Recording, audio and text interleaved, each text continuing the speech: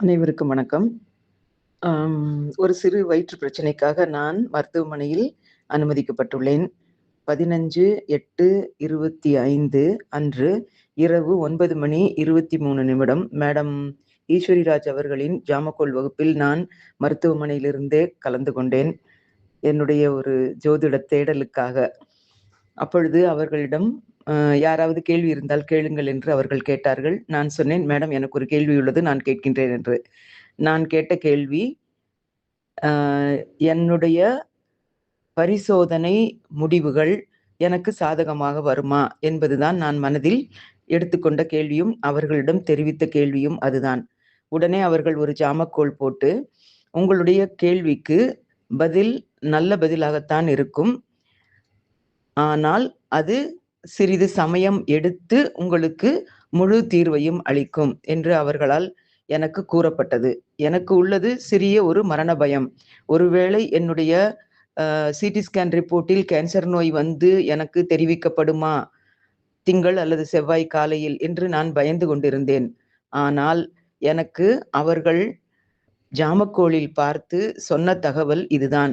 உங்களுக்கு ஏதோ ஒரு நோய், ஒரு கிருமியின் தொற்று உண்டு, ஆனால் அது ஒரு சிறிது காலம் எடுத்து உங்களுக்கு சரியாகிவிடும், உயிருக்கு பயந்து எந்த பிரச்சனையும் வராது அப்படி என்று அவர்கள் சொன்னார்கள். விடிய விடிய என்னால் தூங்க முடியாமல் இருந்தது. இதற்கு ஒரு நல்ல 14ஆம் தேதி இரவே எனக்கு இந்த பயம் வந்து விட்டது. ஆனால் 15ஆம் தேதி இரவு 9:25 வாக்கில் மேடம் ஈஸ்வரி அவர்கள் சொன்ன தீர்வு எனக்கு மிகவும் நன்றாக இருந்தது. என்னுடைய உயிர் பயத்தை போக்கியது கூட என்று சொல்லலாம். 65 வயதில் மரணத்தை எதிர்பார்த்து காத்து கொண்டிருக்கும் வயதுதான், இல்லை என்று சொல்லவில்லை. இருந்தாலும் இன்னும் மகன் பேரப்பேத்திகளுடன் இன்னும் கொஞ்ச நாள் வாழ்வது ஒரு எதிர்பார்ப்பு தான் சாதாரண மனிதனுக்கு. அந்த எதிர்பார்ப்பு எனக்கும் இருந்தது. வேறு நோய் வந்து இறப்பது என்பது ஓகே, இட் இஸ் ஓகே. ஆனால் மருத்துவத்துறையில் இருந்த எனக்கு கேன்சர் நோய், அதுவும் மலக்குடலில், அதுவும் வயிற்றில் என்பது இச்சிறு பிரச்சனையாக உள்ளது. வயித்தறுத்து ஆப்ரேஷன் பண்ணுவாங்க, மலக்குடலை வெளியே வச்சு தைப்பாங்க. இதெல்லாம் ரொம்ப பயமா இருந்தது. அந்த சர்ஜரிக்கு அப்புறம் பின்னால் வர்ற கஷ்டங்கள் தான் என்னைய 14ஆம் தேதி இரவு முதல் என்னை ஆட்கொண்டது. அது பெரிய ஒரு மரண வேதனையாக நான் சமயத்தை கழித்தேன்.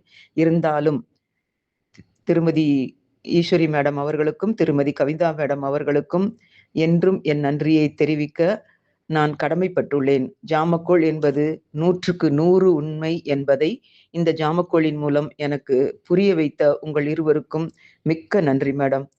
கோடி கோடி நமஸ்காரங்கள். நன்றி.